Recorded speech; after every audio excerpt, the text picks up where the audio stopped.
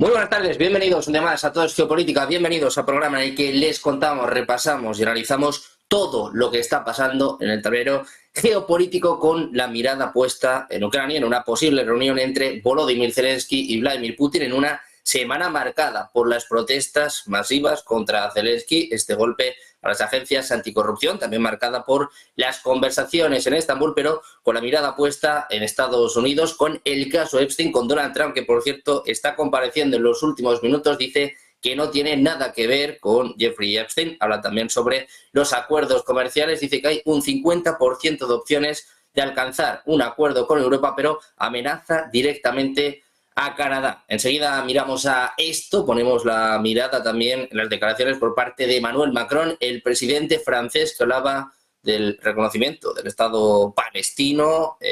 Hay respuesta ya, advertencia por parte de Estados Unidos, también por parte de Netanyahu, pero la mirada está puesta en este nuevo conflicto que se ha abierto en las últimas horas. Vamos a empezar precisamente con últimas horas, con noticias. Empezamos con Tailandia y Camboya, y es que Tailandia ha declarado hace escasos minutos la ley marcial, estado de emergencia, precisamente en 8 estados fronterizos con Camboya. Tailandia ha declarado el estado de emergencia en las zonas fronterizas con Camboya debido a la escalada de enfrentamientos. Insta a los ciudadanos a evitar viajar y mantenerse en alerta. Todo esto después de que, como les contamos hace escasos minutos, F-16 tailandeses hayan bombardeado de nuevo varios objetivos en Camboya, incluidas bases militares cerca de Prea Vijar, Tamuen Zom y Puma Kuea, mientras el conflicto continuaba por segundo día consecutivo, es lo que informaban medios locales. También se han producido enfrentamientos cerca de las 4:30 después de que Camboya iniciara el fuego con armas pequeñas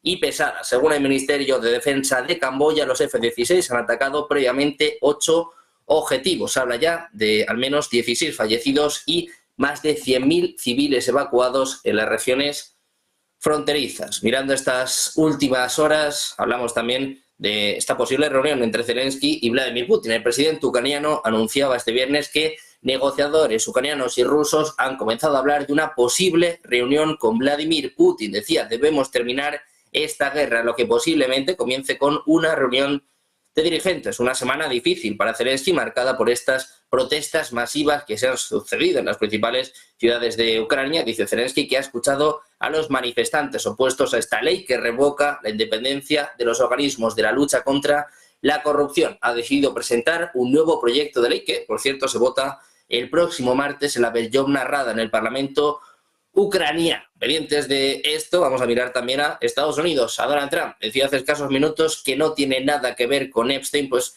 no es lo que informa en las últimas horas The New York Times. Dice que el presidente Donald Trump escribió a Jeffrey Epstein una copia firmada del libro de Trump en octubre de 1997, llamándolo el más grande. Según el informe del Times, el nombre de Trump también aparece en una lista como colaborador del libro de cumpleaños de Epstein de 2003. Un Trump, por cierto, que presentaba una demanda por difamación contra The Wall Street Journal este mes, después de que el periódico informara que Trump supuestamente firmó un dibujo sugerente para el libro de cumpleaños de Epstein. Mirando a los líos, los escándalos de Estados Unidos, terminamos precisamente con otro lío, con el presidente francés Emmanuel Macron. Declaró ayer que Francia reconocería a Palestina como Estado en la Asamblea General de la ONU de septiembre, con el objetivo de impulsar una solución de 2 estados. Esta decisión surge tras la frustración generada por las operaciones de Israel en Gaza, incluyendo restricciones a la ayuda y víctimas civiles. En medio del fracaso de las negociaciones del alto el fuego, Francia corre el peligro de sufrir disturbios internos debido a las tensiones en Oriente Medio. Israel se opone a este reconocimiento, argumentando que envalentona a Hamás tras el ataque del 7 de octubre. La carta de Macron a Abbas reafirmó el compromiso de Francia con la paz, instando al reconocimiento mutuo de los estados. Más de 140 países reconocen a Palestina, siendo Francia la nación europea más influyente en hacerlo.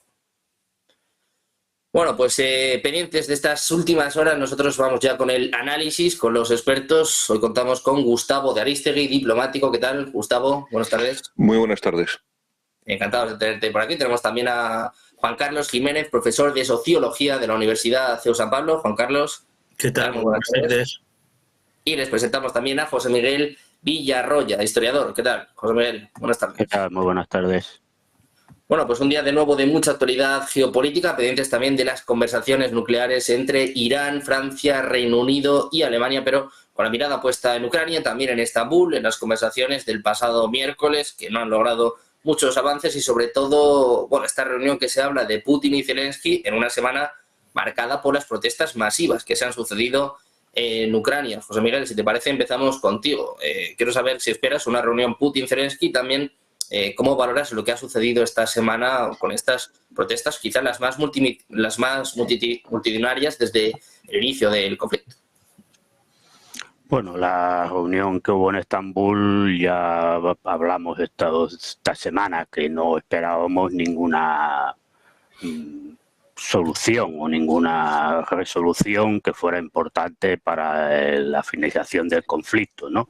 Lo único que parece que se han puesto de acuerdo es en lo de las anteriores reuniones, ¿no? Intercambio de prisioneros y de cadáveres y poca cosa más. La guerra continúa y no tiene visos de parar. Yo soy muy escéptico en que haya una reunión Putin-Zelensky, más allá de que Zelensky pida la reunión, porque no parece que Putin o la parte rusa tenga ningún interés en estos momentos de tener una reunión con Zelensky, que aparte tampoco creo que aportara absolutamente nada, porque aunque se celebrara, si las dos partes siguen manteniendo las mismas posturas, pues es lo mismo que se reúna Zelensky y Putin como que se reúnan las delegaciones. Tampoco va a salir nada. Hombre, lo significativo son las protestas en Ucrania, ¿no? Porque yo creo que aquí esto no es espontáneo y lo más seguro es que le estén montando un Maidán ahora a Zelensky, ¿no?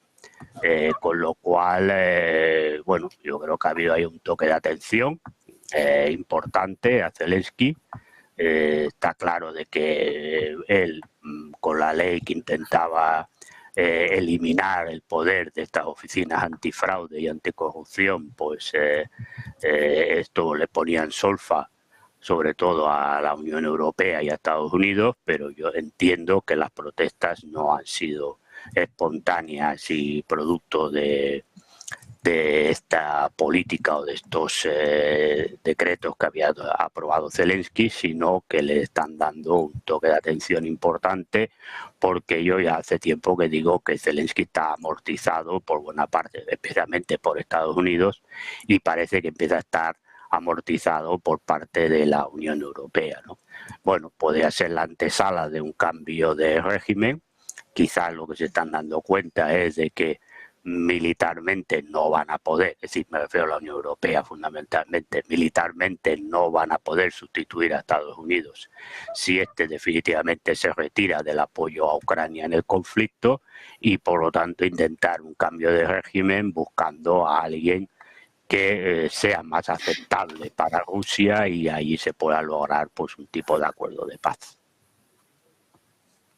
Bueno, pues hoy sorprendía a Zelensky hablando de esta posible reunión con Vladimir Putin. Se hablaba de finales de agosto, precisamente la propuesta de la parte ucraniana en la reunión de este miércoles en Estambul. El Kremlin decía, bueno, pues que era muy complicado, teniendo en cuenta que quedan 30 días, dice Peskov, decía el Kremlin, que esto sería el paso final para alcanzar un acuerdo de paz. Juan Carlos, te quiero preguntar esta misma cuestión. Si crees que puede haber una reunión Putin-Zelensky, también, bueno, como ha visto estas protestas masivas en Ucrania. Yo creo que la posibilidad está ahí, y yo creo que además la posibilidad es mayor en el sentido de que tanto la Unión Europea como Estados Unidos están un poco en una situación cada vez más complicada, porque saben que la guerra tiene que encontrar una salida, y esta salida, pues Zelensky y Putin no pueden hacerlo de forma directa. Por tanto, la idea es cómo se puede conseguir influir en ambas partes para conseguir por lo menos un cierto principio de acuerdo. Y yo creo que Zelensky se ha visto en una situación que tampoco es nueva, porque al inicio y antes de la guerra las acusaciones de corrupción del gobierno Zelensky estaban encima de la mesa, ¿no? Y en este caso yo no sé si está amortizado Zelensky. Lo que sí creo es que está viviendo en una situación cada vez más compleja y que el alargamiento de la guerra a Putin no le afecta en exceso, pero a Zelensky sí. A Zelensky claramente ese halo del líder casi indestructible que había conseguido el apoyo masivo del pueblo a través de encarnar los valores de la nación ucraniana, yo creo que con el paso del tiempo se están decayendo. Y encontrar una salida que no pase por Zelensky me parece complicado en el sentido de que cualquier opción de negociación que no tenga a Zelensky como interlocutor supone claramente una victoria de Putin. Y yo creo que hasta ese punto la Unión Europea y sobre todo Estados Unidos, porque yo creo que la Unión Europea es bastante más secundaria de lo que puede ser para una salida del conflicto, pero para Estados Unidos la posibilidad de aceptar un cambio de Zelensky me parece que es la aceptación implícita de que Putin va a salir victorioso de la guerra, no con una victoria total en términos militares, pero sí en una negociación que seguramente será mucho más favorable a sus intereses que a los de Ucrania. Pues Gustavo, esto mismo te quiero plantear. ¿Cómo valoras estas conversaciones que hubo el pasado miércoles en Estambul? Estas opciones que hablan de una posible reunión entre Putin y Zelensky. También, bueno, estas protestas masivas, este golpe a las agencias anticorrupción que preocupó y mucho en la Unión Europea.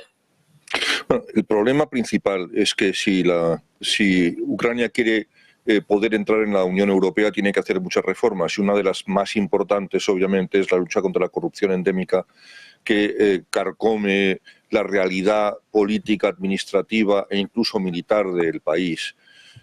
Pero conviene también decir que en este momento uno de los objetivos principales de los rusos en prolongar la guerra es que saben que empieza a haber una carcoma interna en el país, una especie como de corrupción, o si se quiere, de corrosión más que corrupción de las instituciones, porque hay un hartazgo tanto en la población como en las propias facciones que en su día apoyaron a Zelensky como presidente de la guerra, para poder dirigir al país y poder liderar el país en tiempos de guerra.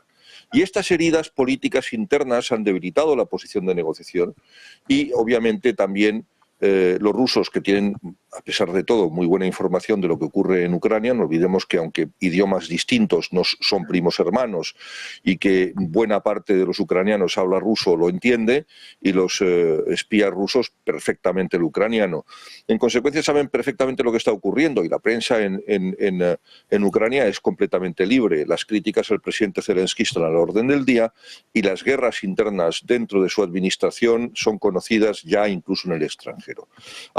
Solamente voy a mencionar algunas. El jefe de la inteligencia, que es una persona muy respetada y que ha sido un elemento fundamental en algunos de los éxitos, no olvidemos aquel audaz ataque con drones que se planificó durante meses y llevando camiones en diferentes partes de Rusia, incluso a 5.000 kilómetros de Ucrania, con éxitos notables. Bueno, pues Vasil Maliuk, que así se llama, el jefe de los servicios de inteligencia, está en una guerra abierta y sin cuartel contra el jefe de la administración presidencial del presidente Zelensky, que es una especie de super mega jefe de gabinete, es mucho más que lo que es un director de gabinete de presidente del gobierno en España, y muy parecido, por cierto, a lo que existe en Rusia. El jefe de la administración presidencial en tiempos de Putin es la figura política más importante, obviamente derivada y subordinada al jefe, que es el máximo, y todo su poder obviamente es por delegación. Pero en este caso concreto estamos hablando de Andrei Yermak, que es el jefe de la administración presidencial, que está en guerra con el jefe de la inteligencia y que también lo estaba con el viceprimer ministro Olensky Chernisov, al que han tratado de acusar de corrupción justamente para echarle del gobierno y para quitarle la credibilidad que estaba empezando a ganar dentro de los partidarios más cercanos a Zelensky. Estoy completamente de acuerdo con lo que decía el profesor Juan Carlos Jiménez, cuando decía que, en efecto, cualquier negociación que no implique a Zelensky no va a ser considerada legítima. Pero también la gente está pensando en el día después.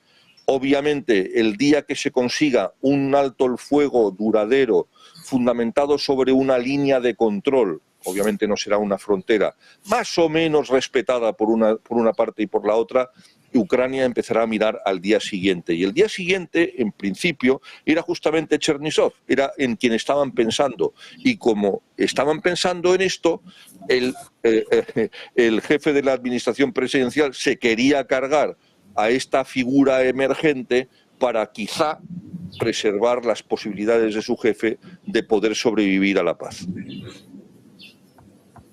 Bueno, pues un momento desde luego tenso en Ucrania, un momento en el que, bueno, puede incluso marcarse un punto de inflexión. Se habla mucho de lo que pueda suceder en las próximas semanas, en los próximos días con el eje de Procross. Enseguida seguimos hablando de Ucrania, pero vamos también con últimas horas. Se está hablando el presidente de Estados Unidos, Donald Trump. Les contábamos antes la decisión de ayer por parte de Macron reconociendo al Estado palestino. Decía que iba a hacerlo en la próxima reunión de la ONU en septiembre. Pues hay respuesta por parte de Donald Trump. Ha desestimado este viernes la decisión del presidente francés de reconocer el Estado de Palestina. Dice que la medida no tiene ningún peso, literalmente, dice Trump a la prensa, respondiendo a preguntas sobre este anuncio de Macron. Lo siguiente, dice: está bien, sabe trabajar en equipo, pero lo que diga no importa, no va a cambiar nada. Eso sí, luego al mismo tiempo ha expresado su respeto personal por Macron, pero reitera que la declaración francesa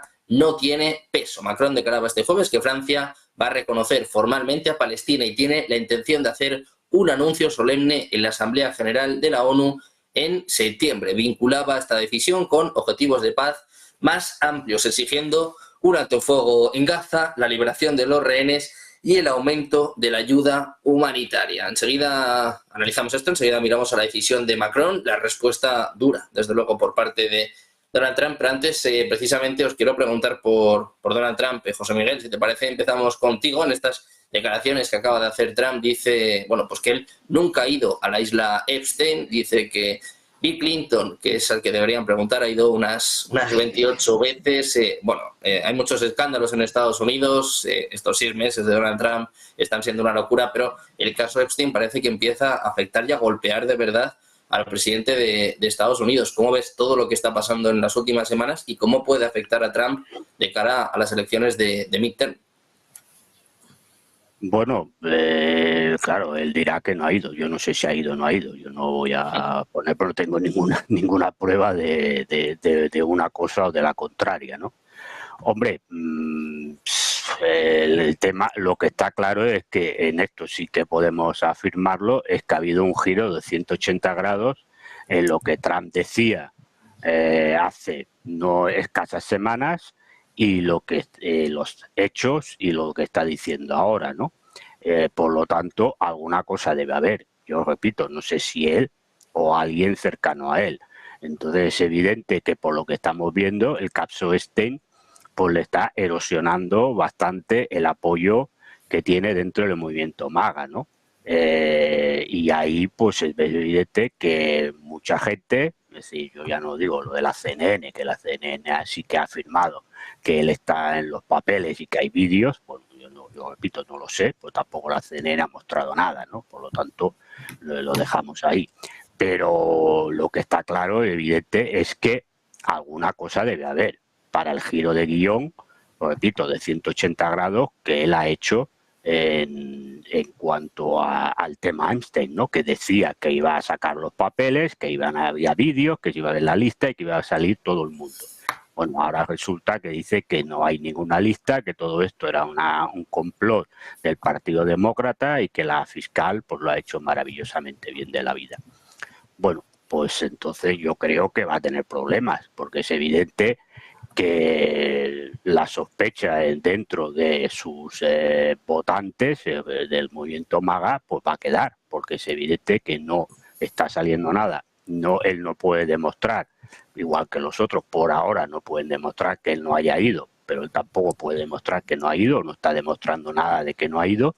Por lo tanto, va a quedar la sospecha, o bien va a quedar la sospecha de que alguien de su entorno más directo sí que aparece en esa lista, y es evidente que eso le puede pasar factura dentro del movimiento, junto con otros temas que no le están saliendo bien y que está recibiendo también críticas dentro de su propio movimiento y de sus apoyos hasta ahora, que parecían muy firmes en boca de los líderes más mediáticos de este movimiento. Pues Juan Carlos, te quiero plantear esta misma cuestión. ¿Cómo ves el momento que está atravesando Donald Trump? Como decimos hace escasos minutos, ha negado haber asistido a esta isla Epstein, pero claro, esta semana salían informaciones del Wall Street Journal que apuntaba que Pam Bondi, la fiscal general de Estados Unidos, advirtió el pasado mes de mayo a Donald Trump que su nombre aparece varias veces en estos archivos. ¿Crees que es el momento más complicado de Trump en este segundo mandato? Yo creo que el momento más complicado de Trump fue asumir esta segunda presidencia, porque verdaderamente los 6 meses que lleva en la presidencia yo creo que han sido verdaderamente, no diría ni buenos ni malos, sino de una improvisación de tal calibre, de una sensación de no saber muy bien qué se está haciendo en prácticamente todos los ámbitos, que bueno, esto es un elemento más que viene a, digamos, a corroborar un dicho muy famoso de eso de que segundas partes nunca fueron buenas, y yo creo que o endereza de forma rápida la presidencia o lo va a pasar mal. Y yo fíjate que creo que en el fondo yo creo que una gran parte de norteamericanos, incluso muchos de los que apoyan a Donald Trump, no les parecería extraño que fuera un visitante de la isla Epstein. Pero como no les parecerá extraño encontrar otros nombres también muy significativos. Yo creo que ese no es exactamente el gran problema si solo se puede demostrar que ha visitado, sino si puede haber pruebas más contundentes acerca de si ha tenido relaciones, como la famosa isla, con mujeres menores de edad, ¿no? Pero en todo caso creo que este no es el gran problema al que se enfrenta Trump. Es un gran problema mediático, es un problema que tiende a tener importancia en la opinión pública, pero yo creo que hay que ir más allá, y en un análisis de lo que está siendo la política general de Donald Trump, yo creo que no ha encontrado un rumbo lo suficientemente claro, ha abdicado de su función de líder del mundo occidental. En Estados Unidos tampoco, en términos internos me refiero, ha sabido imponer una línea de claro liderazgo, los vaivenes con los aranceles, etcétera. Es decir, yo creo que es una sensación de improvisación, una sensación de falta de proyecto que tarde o temprano va a laminar su presidencia. Y el caso Epstein me parece que es esa gotita de agua que puede desbordar un vaso, pero que ese vaso está lleno ya de una política extraordinariamente inconsistente. Bueno, pues 6 meses de Trump que desde luego parecen 6 años, no sé para él, sí, desde luego para aquellos que cubrimos su día a día. Gustavo, te quiero preguntar lo mismo, ¿cómo ves todo lo que está pasando en torno al caso Epstein y también este movimiento MAGA que parece que, bueno, empieza a convertirse también en un problema para el propio Trump? ¿Crees que lo que está pasando tiene que ver con esta lucha, con el Estado profundo que ya se anunciaba desde el principio del segundo mandato? La coalición que eligió a Donald Trump no solo es el movimiento MAGA, y el movimiento MAGA no es ni homogéneo ni unívoco. El movimiento MAGA tiene muchas ramas. Digamos que el corazón del movimiento MAGA es la propia familia del presidente, especialmente Don Jr., que es digamos, el guardián de las esencias de lo que significa ser un MAGA, y el que cuando alguno se sale de madre le pone en su sitio a través de tweets o declaraciones públicas. Así fue cuando una parte del movimiento conservador no MAGA, los, digamos, neocons, por llamarlos de alguna manera, es decir, aquellos que a pesar de todo siguen declarándose neocons pero que apoyan a Donald Trump. No olvidemos que hay neocons que no apoyan a Donald Trump. Dick Cheney, Bush hijo y muchos más. Bueno, pues esta parte residual del movimiento neocon que sí apoya a Donald Trump estaba especialmente irritado con la iniciativa de iniciar negociaciones directas con Irán para un acuerdo nuclear. Es verdad que en términos muy distintos a los que había planteado el desastroso acuerdo JCPOA, patrocinado conjuntamente por la Unión Europea y por el presidente Obama, y ya sabemos cómo acabó aquello, con la descongelación de 7.000 millones de dólares iraníes por parte de Biden, que fue a donde no tenía que ir, es decir, a la promoción del terrorismo y de la inestabilidad mundial.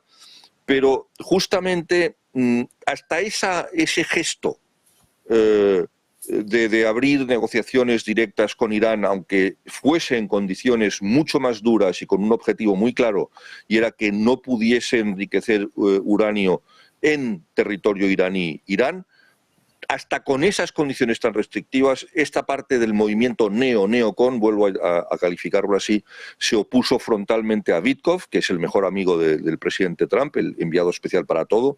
Empezó siéndolo para Oriente Medio y ahora es el supervisor de todas las negociaciones, incluidas las negociaciones entre Rusia y Ucrania.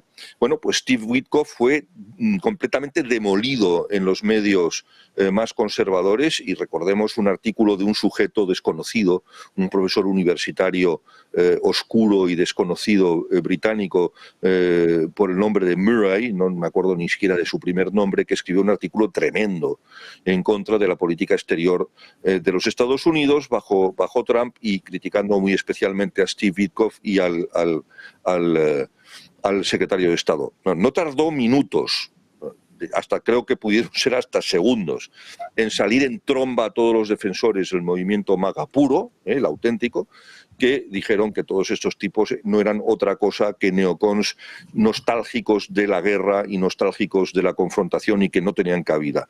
Y se les recordó, por otra parte, una cosa que ya se había dicho durante la campaña electoral y que era bastante evidente.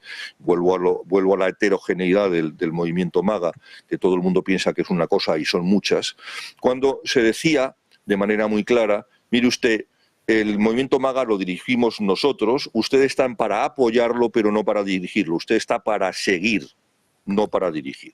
Y esto nos lleva a la polémica que se ha suscitado. En efecto, hay una parte de quienes se están autodenominando los MAGA, en fin, los más puritanos, tal, en apariencia, porque tengo una teoría sobre esto también, que están exigiéndole al presidente que haga públicas todas las informaciones que están en posesión del Departamento de Justicia sobre Epstein y todos aquellos que giraron en torno a esta órbita absolutamente turbia.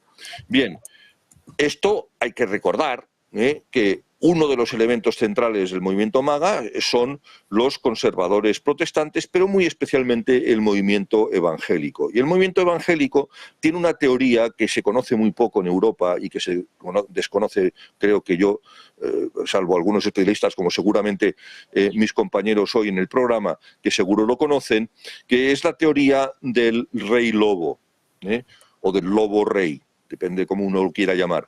Y es decir, es aquel personaje violento, terrible, que es un lobo, pero que es un lobo que, a diferencia de los lobos normales, protege al rebaño y no lo ataca.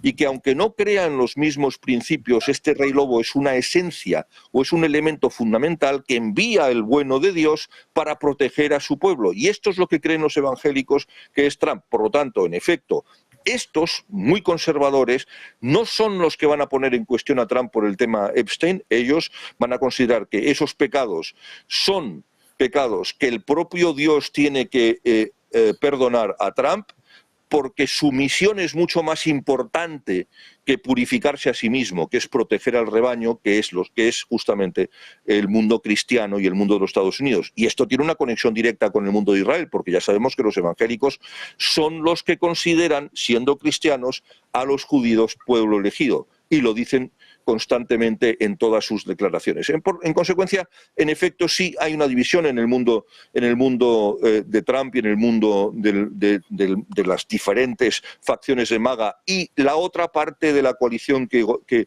que apoyó a Trump y que le eligió, que no forma parte del mundo MAGA, pero creo yo en función que esto es más bien una tormenta pasajera y que la polémica Epstein acabará pasando y que no le va a afectar en gran medida. Aunque tenga en este momento unas cifras de popularidad tan extraordinariamente bajas, se han hecho hoy públicas, han estado aireándose obviamente en las cadenas de televisión que no son favorables a Trump, la CNN, CNN, MSNBC y todas las demás, no ha sido analizado en profundidad por Fox News, por ejemplo, o por Newsmax, y ya sabemos hoy que a fecha de hoy, 25 de julio, las cifras de popularidad del presidente Trump están en el 37%. Bueno, pues un momento complicado por ahora para Donald Trump. Se espera, por cierto, que viaje a Reino Unido. Hay reporteros del diario The Telegraph que están diciendo que Starmer no se va a reunir con Trump hasta el próximo lunes, contrario a las declaraciones que acaba de hacer el presidente de Estados Unidos, a punto de viajar a Escocia antes, como decimos, de visitar Reino Unido. Esta visita de Estado que seguro que da mucho que hablar. Pendientes de Trump, os quiero preguntar también por Oriente Medio y en concreto por el presidente francés Emmanuel Macron. Ayer sorprendía hablando del reconocimiento del Estado palestino, de una Asamblea General de la ONU en septiembre, donde quiere dar el paso definitivo. Está, por cierto, presionando también a Starmer en este sentido. José Miguel, ¿cómo valoras este paso de Emmanuel Macron y, sobre todo, más allá de las palabras, cuánto puede afectar realmente a lo que está pasando en Gaza? Bueno, yo creo que más que nada, bueno, siempre va bien que haya un país más que reconozca el Estado palestino, pero yo creo que es más una operación de imagen de Macron que otra cosa. Es decir, va a esperar a septiembre en la Asamblea de la ONU y lo que más parece es una foto importante a nivel internacional para Francia, ¿no? Más allá de ese gesto, pues el problema en el terreno, que es lo que ocupa y preocupa, pues aquí sí que le doy la razón a Trump, no va a tener ninguna importancia. Es decir, primero porque va a esperar a septiembre, es decir, si considera que la situación, el señor Macron considera que la situación en Gaza es insostenible, pues lo podría hacer hoy, no esperar a septiembre en la Asamblea General de la ONU para reconocer a Palestina, pero repito, no va a ir a ningún sitio este reconocimiento. Si no se aplican unas sanciones económicas y militares a Israel, pues la situación continuará como está. Es decir, yo creo que si no hay nada, auguro que en septiembre la situación de la Franja de Gaza y de Cisjordania, que por cierto la ANESET ha aprobado la anexión de Cisjordania al Estado de Israel, pues va a ser bastante peor que la que es ahora. Por lo tanto, yo lo que veo es una foto que busca el señor Macron a nivel internacional en un momento en el que el señor Macron está pasando por muchas dificultades internas, donde también sus índices de popularidad creo que están por debajo de las de Donald Trump, y donde ha presentado un programa de recortes presupuestarios bestiales a favor del rearme francés, lo que está generando, pues primero ya críticas de otros partidos políticos y seguramente pues habrá movilizaciones sociales. Entonces yo creo que lo que busca Macron es una foto de cara a nivel internacional, pero que va a quedar vacía de contenido porque más allá de decir que reconoce al Estado Palestina, pues no va a hacer absolutamente nada. Bueno, pues veremos si se pasa de las palabras a los hechos. Juan Carlos, más de 120 países ya han reconocido el Estado de Palestina. España, por ejemplo, está entre ellos, con Sánchez como uno de los más activos en este sentido. Ahora parece que se suma Francia.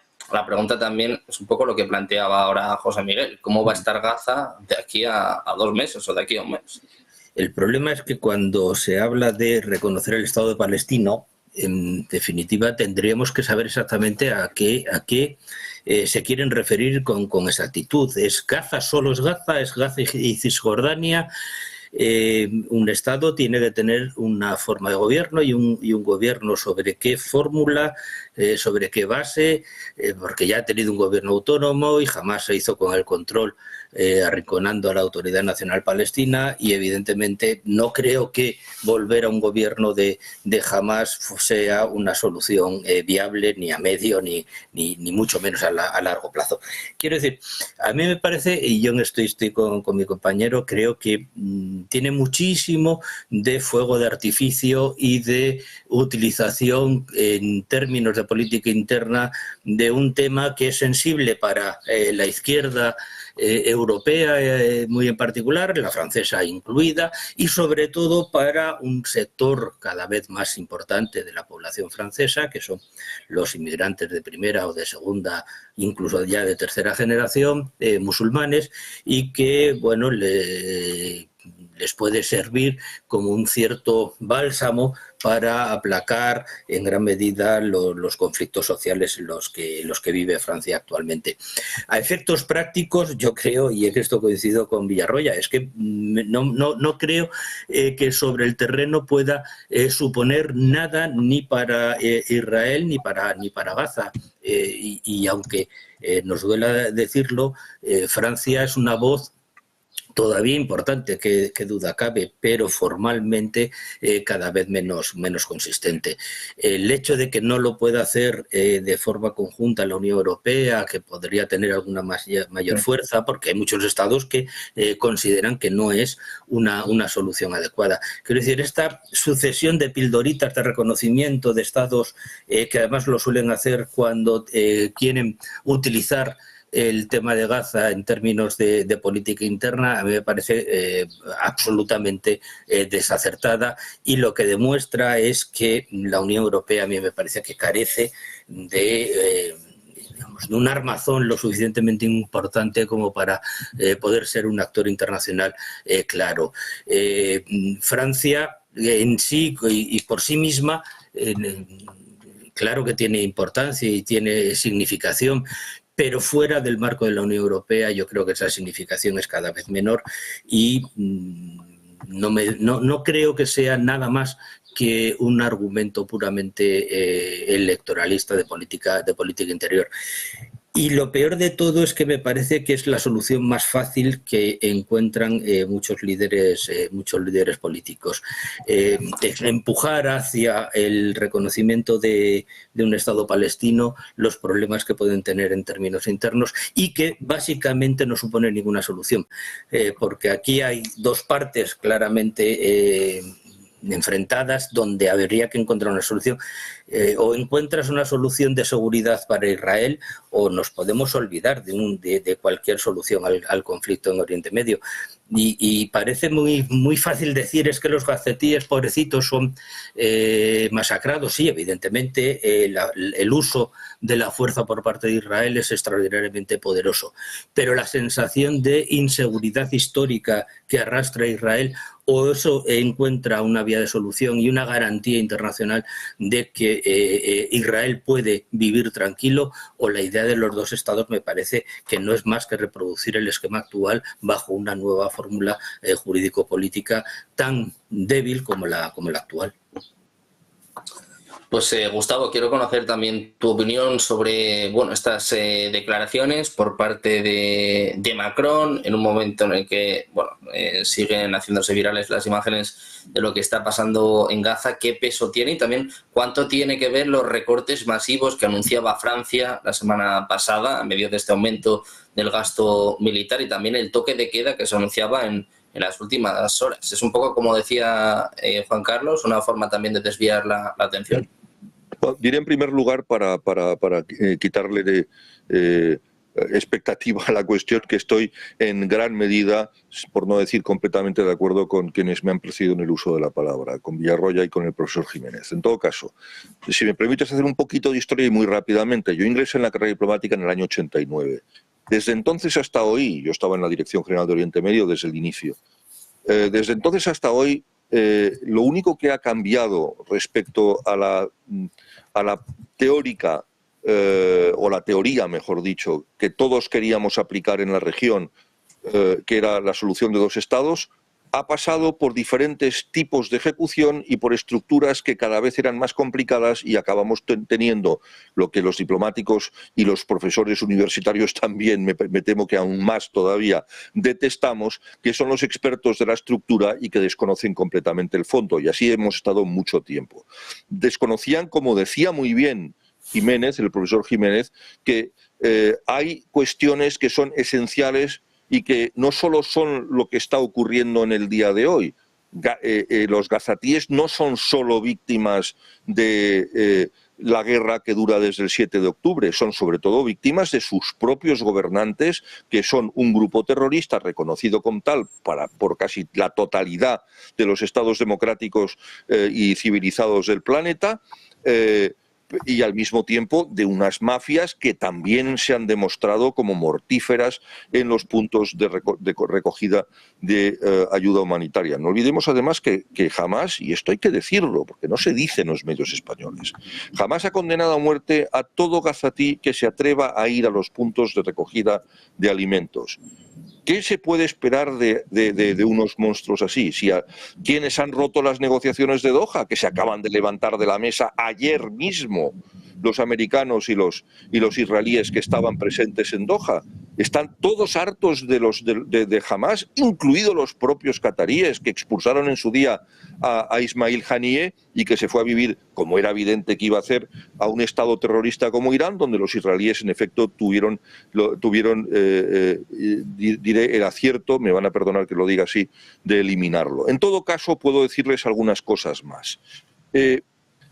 El reconocimiento del Estado palestino, en efecto, son, como decía Jiménez, unos fuegos de artificio, y es una cuestión simbólica con muy poco calado. Nos pone ante una realidad terrible, y es que los europeos hoy tenemos el peso que tenemos. En la Conferencia de Madrid del 91, en los acuerdos de Oslo del 93, en la apertura de la embajada israelí en el 94 en Amán, en la que yo estuve, por cierto, todas estas cosas forman parte del pasado, y mucha gente que era protagonista de aquellos hitos, de aquellos momentos estelares, si queremos hablar del proceso de paz, bueno, siguen viviendo de la nostalgia de aquello. Hoy estamos ante una realidad muy distinta. En este momento, el régimen de Bashar al-Assad no existe, en consecuencia, uno de los elementos principales de apoyo a unas facciones radicales palestinas, no porque ellos fueran demasiado favorables a la ideología yihadista de Hamás, sino porque se lo imponían sus amos iraníes, estaban ayudando a alimentar con armamento y con dinero a Hamás. Pero por otra parte, la actitud de los israelíes hoy, utilizando la ayuda humanitaria, el cierre de las fronteras y los ataques a Gaza, pues hombre, francamente yo, que me considero amigo de Israel, choca de manera frontal con todo en lo que creemos muchos o creo la mayoría. Francamente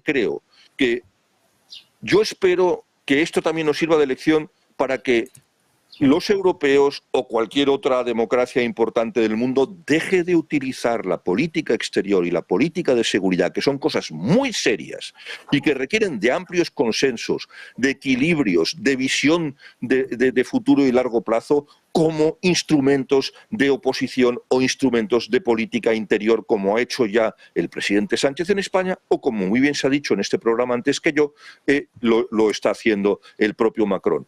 En efecto, me parece un poco menos que una filfa que diga al señor Macron que va a esperar a septiembre para reconocer al Estado palestino, porque como bien decía Villarroya, si es tan urgente hacerlo, que lo haga hoy.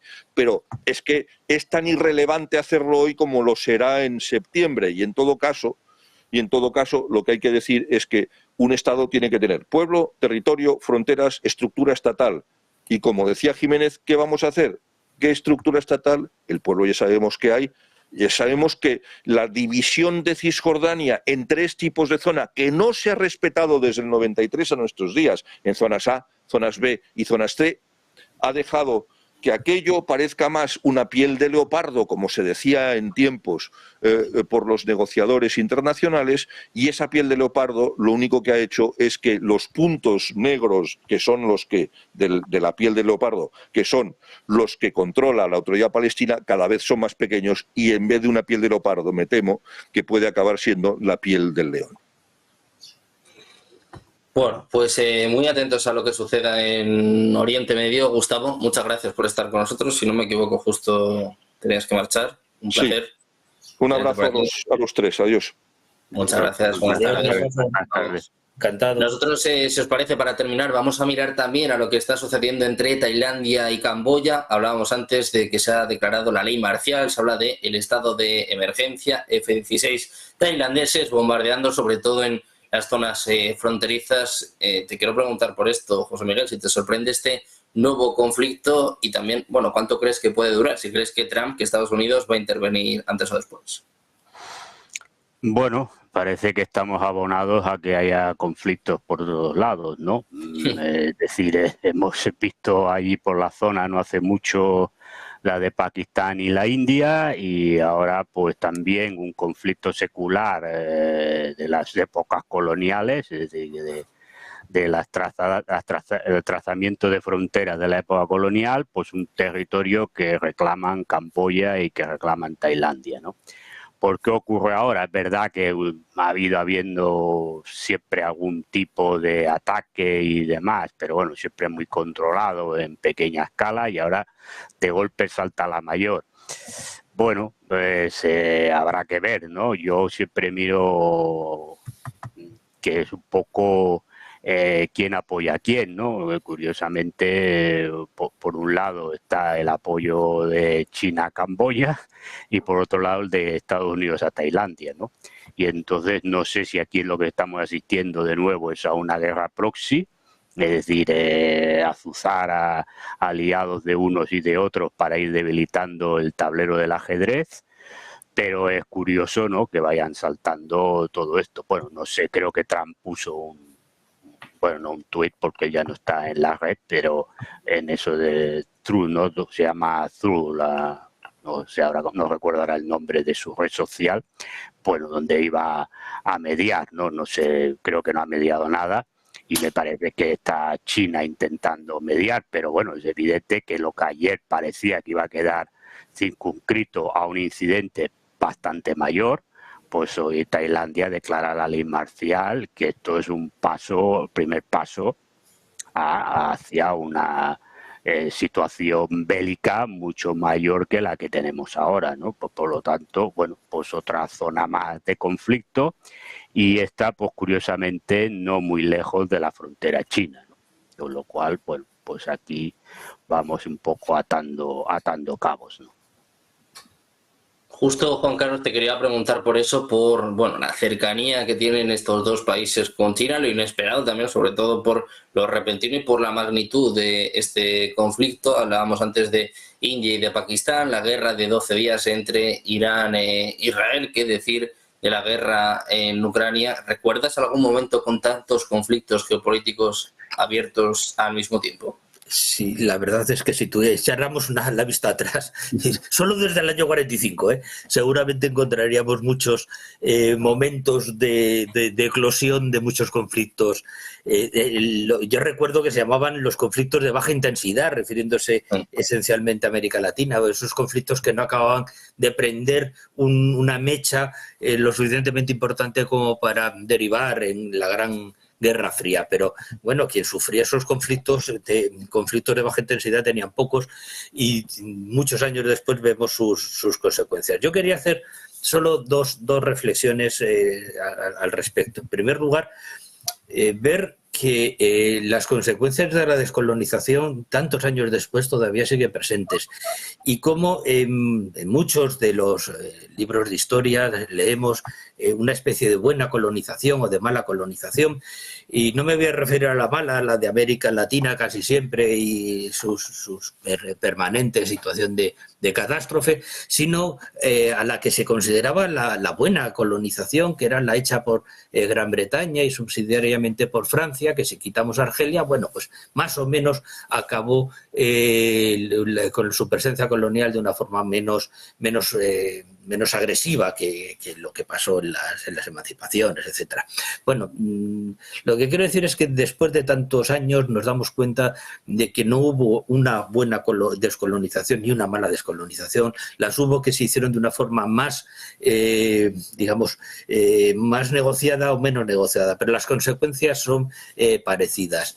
La conquista inglesa de la vieja Unión India acabó con el conflicto entre India y Pakistán, que es uno de los conflictos eternos y que es de los más preocupantes porque los dos países tienen el arma nuclear. A eso tenemos que añadir la desmembración de Bangladesh, etcétera. Es decir, que fue una descolonización extraordinariamente complicada y todavía hoy gran parte de los elementos estructurales de conflicto siguen presentes. Y en el caso de la vieja Indochina pues pasa lo mismo. El caso de Camboya y ahora con Tailandia pues no deja de ser una visión de largo plazo de ese tema de la descolonización. Y a mí me preocupa mucho más, no porque yo crea que estamos ante una nueva Guerra Fría, sino que estamos ante una Guerra Fría nueva, donde China es un actor absolutamente esencial y siempre está, digamos, encabezando uno de los bloques alternativos a Estados Unidos. Y el alineamiento de Estados Unidos con Tailandia y de China con Camboya pues puede... No creo que esto escale mucho más, pero sí que le puede añadir un elemento estructural de conflicto que pueda hacer que unas pequeñas escaramuzas, que parece que era lo que ayer teníamos todos la impresión de que iban a ocurrir, se convierta en algo más grave y más perdurable en el tiempo. Bueno, pues precisamente ya que estamos mirando al sudeste asiático, ya que estamos hablando de China y de Estados Unidos, os quiero preguntar para terminar por Taiwán. ¿Puede ser el próximo conflicto que se habla también, quizás el más importante, el más preocupante? José Miguel. Hombre, Taiwán ya es un tema delicado, es decir, porque China considera a Taiwán parte de su territorio. Por lo tanto, cualquier cosa que afectara a Taiwán, China se vería afectada y por lo tanto ahí sí que habría una posibilidad de guerra en mayúsculas. Y cuando digo en mayúsculas me refiero a una guerra que pudiera enfrentar a China con Estados Unidos. Bueno, yo creo que sí que puede haber amagos, pero no sé si llegar. El tema está en el plan que tiene China de tener a Taiwán dentro de lo que es China en el 2049, que es el centenario de la fundación de la República Popular China. Bueno, quedan muchos años, ¿no? Pero es verdad que, claro, aquí veremos, tampoco a ver si estamos todos, ¿no? Pero el tema es este. Yo no creo que Estados Unidos vaya a hacer nada en Taiwán, porque eso está claro que esto sí que ya estamos hablando de un tema bastante preocupante, porque, repito, para China Taiwán es parte integral de su territorio y cualquier cosa que pusiera en solfa o que se estableciera a Taiwán como algo ya totalmente independiente de China, sí que esto podría provocar un movimiento importante. Lo que pasa es que, hombre, la situación tal como está ahora, Estados Unidos es difícil que mueva ficha. Aquí el tema sería que China sí que iniciara una invasión de Taiwán. Este es el tema, porque claro, Estados Unidos no tiene por qué mover ficha. Taiwán ahora, bueno, no está reconocida como independiente, pero es independiente y por lo tanto aliada de Estados Unidos. Por lo tanto, Estados Unidos en principio no tiene que mover ninguna ficha que pueda preocupar a China. Aquí el tema sería si China se decidiera pues a una ocupación militar de Taiwán, ¿no?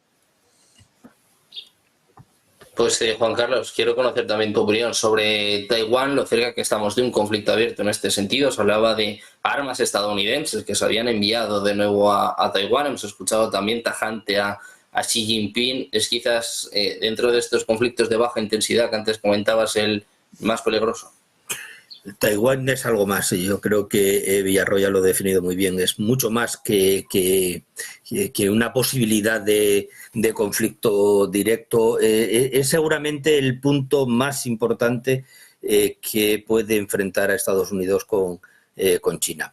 Y yo estoy completamente de acuerdo en la idea de que Estados Unidos, en realidad, salvo que haga cosas muy raras, que en fin yo no lo espero, porque yo creo que Trump es imprevisible, pero no es un loco absoluto. Quiero decir, el statu quo de Taiwán es extraordinariamente beneficioso para Estados Unidos, y la situación además que genera en términos de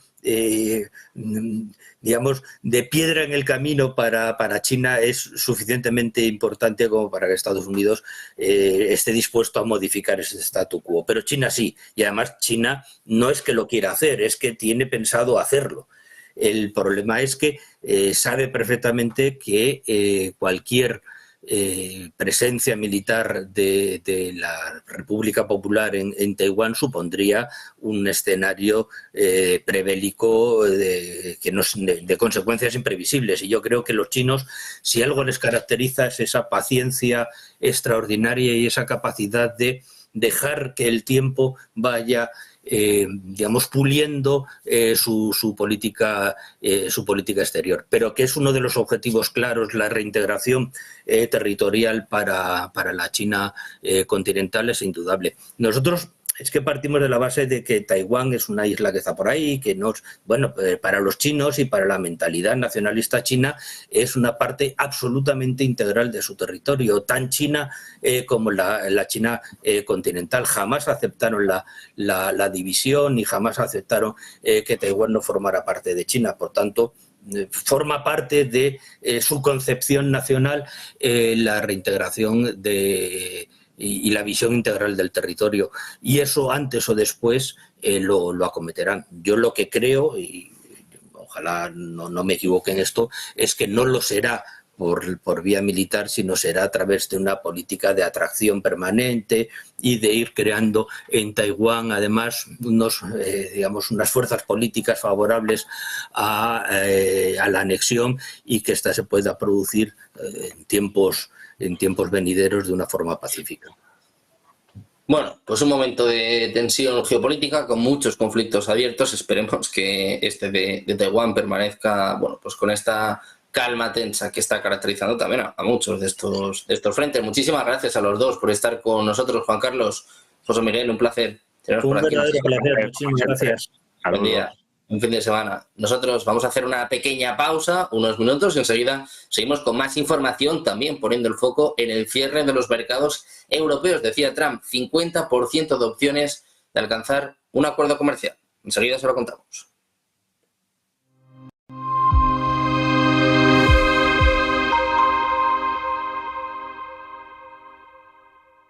Todo propietario tiene miedo.